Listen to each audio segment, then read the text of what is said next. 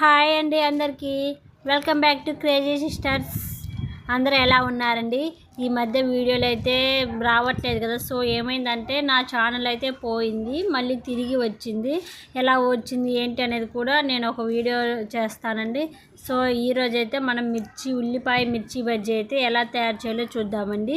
నేను చెప్పిన ఈ ప్రాసెస్లో చేశారంటే 100కు 100% అయితే అండి మిర్చి బజ్జీ సూపర్గా కుదురుతాయి. ఇంకెందుకు ఆలస్యం, ఉల్లిపాయ మిర్చి బజ్జీ ఎలా తయారు చేయాలో చూద్దాం. వచ్చేసేయండి. కప్పు శనగపిండి అయితే తీసేసుకుందామండి.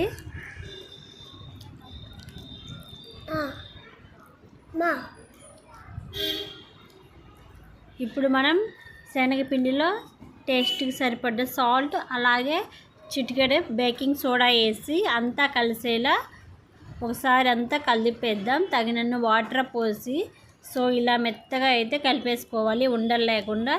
చూసారు కదా, ఇలాగా. మరీ గట్టిగా ఉన్న బజ్జీ రాదు, లూజ్గా ఉన్న బజ్జీ రాదు. సో నేను చెప్పిన ప్రాసెస్లో చేశారంటే 100కు 100% మీరు పర్ఫెక్ట్గా బజ్జీలు అయితే చేస్తారు. నేనైతే ఈ మిర్చి తీసుకున్నానండి బజ్జీ కోసం. ముందుగానే కడిగేసి పెట్టుకున్నాను. వాటర్ ఉంటే పిండి అనేది అంటదు. సో ముందుగానే కడిగి పెట్టి ఆరనిస్తే సరిపోతుంది. ఇలా కట్ చేసి ఇత్తనాలు లేని మిర్చి అయితే మంట ఉండదు, పిల్లలు కూడా ఈజీగా తింటారు. ఇప్పుడు మనం ఆయిల్లో అయితే వేసేద్దామండి. ముందుగానే ఆయిల్ అయితే కొంచెం వేడి అయితే చేశాను.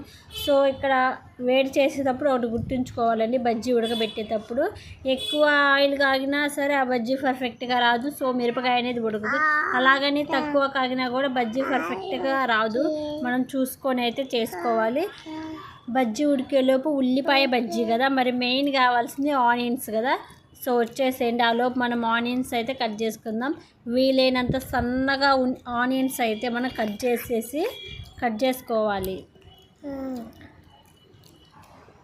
ఇలా కట్ చేసేసుకొని పక్కన పెట్టుకుందాం. ఒకసారి చూద్దాం. వచ్చేసేయండి. బజ్జీ చూసారు కదా, చాలా అసలుగా ఎంత బాగా ఉడికేసిందో చూస్తుంటేనే అర్థమైపోతుంది కదా. ఇంతేనండి. మిగతా బజ్జీలు కూడా ఇలా మనం అన్నీ ఆయిల్లో వేసేసి ఉడకనిచ్చేసి పక్కన పెట్టుకోవాలి.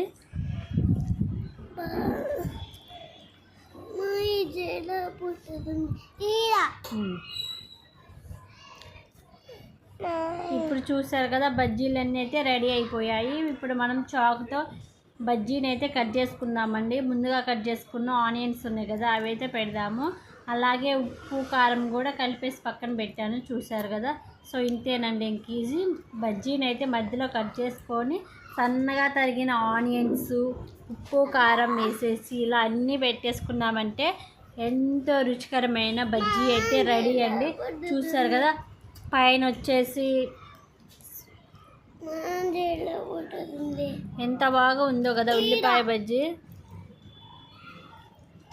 పైన క్రిస్పీగా, అలాగే లోన స్మూత్గా, చాలా చాలా బాగుంటుంది. సో వీడియో అయితే స్కిప్ చేయకుండా చూసారంటే మీకు అర్థమవుతుంది. అలాగే ఎవరైనా కొత్తగా మన ఛానల్ కనుక చూస్తున్నట్లయితే లైక్ చేయండి, అలాగే సబ్స్క్రైబ్ చేయండి.